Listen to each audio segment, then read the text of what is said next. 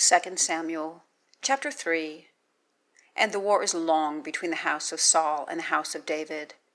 And David is going on and is strong, and the house of Saul is going on and is weak.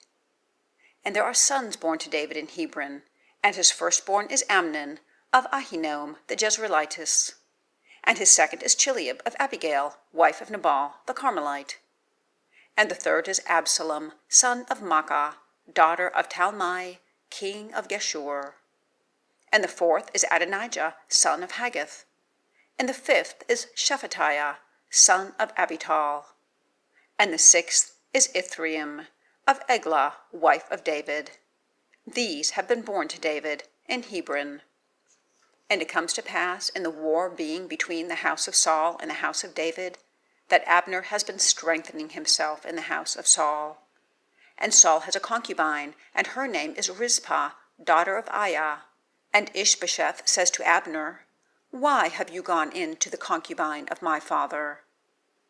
And it is exceedingly displeasing to Abner because of the words of Ish-Bosheth. And he says, "Am I the head of a dog, that in reference to Judah, today I do kindness with the house of your father Saul, to his brothers and to his friends, and have not delivered you into the hand of David, that you charge against me iniquity concerning the woman today?" Thus God does to Abner, and thus he adds to him, "Surely as Yahweh has sworn to David, surely so I do to him, to cause the kingdom to pass over from the house of Saul, and to raise up the throne of David over Israel and over Judah, from Dan even to Beer-Sheba." And he is not able to return a word to Abner any more, because of his fearing him. And Abner sends messengers to David for himself, saying, "Whose is the land?" And saying, "Make your covenant with me, and behold, my hand is with you, to bring around all Israel to you." And David says, "Good, I make a covenant with you. Only one thing am I asking of you, that is, you do not see my face, except that you first bring Michal, daughter of Saul, in your coming in to see my face." And David sends messengers to Ish-Bosheth, son of Saul, saying, "Give up my wife Michal, whom I betrothed to myself with 100 foreskins of the Philistines." And Ish-Bosheth sends and takes her from a man, from Phaltiel, son of Laish. And her husband goes with her, going on and weeping behind her, to Bahurim. And Abner says to him, "Go, return." And he turns back. And the word of Abner was with the elderly of Israel, saying, "Thus far you have been seeking David for king over you.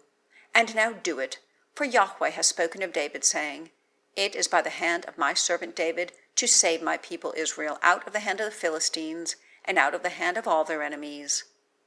And Abner also speaks in the ears of Benjamin, and Abner also goes to speak in the ears of David in Hebron, all that is good in the eyes of Israel, and in the eyes of all the house of Benjamin. And Abner comes to David to Hebron, and 20 men are with him.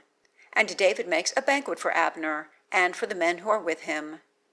And Abner says to David, "I arise and go, and gather the whole of Israel to my lord the king.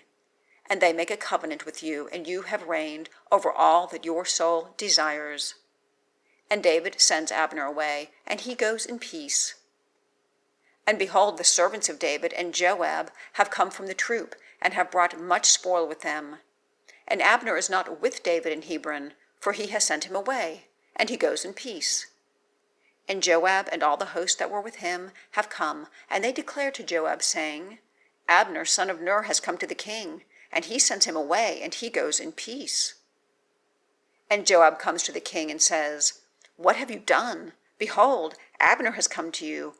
Why is this? You have sent him away, and he is really gone? You have known Abner, son of Ner, that he came to deceive you, and to know your going out and your coming in, and to know all that you are doing." And Joab goes out from David, and sends messengers after Abner, and they bring him back from the well of Sirah, and David did not know. And Abner turns back to Hebron, and Joab turns him aside to the midst of the gate, to speak with him quietly, and strikes him there in the 5th rib, and he dies, for the blood of his brother Asahel. And David hears afterward, and says, "My kingdom and I are acquitted by Yahweh for all time from the blood of Abner, son of Ner. it stays on the head of Joab and on the house of his father. And there is not cut off from the house of Joab one who has discharging, and leprous, and laying hold on a staff, and falling by a sword, and lacking bread. And Joab and his brother Abishai slew Abner, because that he put their brother Asahel to death in Gibeon in battle. And David says to Joab and to all the people who are with him, Tear your garments, and gird on sackcloth, and mourn before Abner. And King David is going after the bier. And they bury Abner in Hebron, and the king lifts up his voice and weeps at the grave of Abner, and all the people weep. And the king laments for Abner and says, Does Abner die as the death of a fool, your hands not bound, and your feet not brought near to chains? You have fallen as one falling before sons of evil. And all the people add to weep over him. And all the people come to cause David to eat bread while yet day.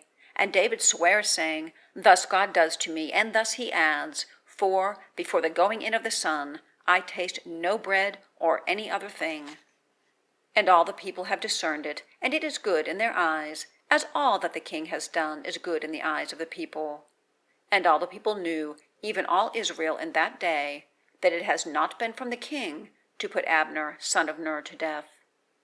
And the king says to his servants, Do you not know that a prince and a great one has fallen this day in Israel? And today I am tender and an anointed king. And these men, sons of Zeruiah, are too hard for me. Yahweh repays the doer of evil according to his evil.